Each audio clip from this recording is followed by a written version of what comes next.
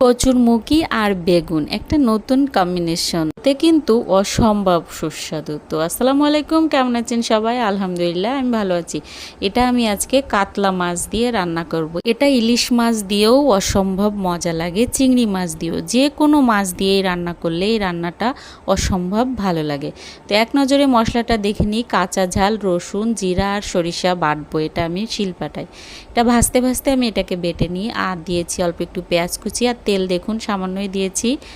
আর এখানে কচুরমুখীটা আমি ভালো করে কষিয়ে নেব। স্বাদ মতো লবণ হলুদ দিয়ে দিলাম।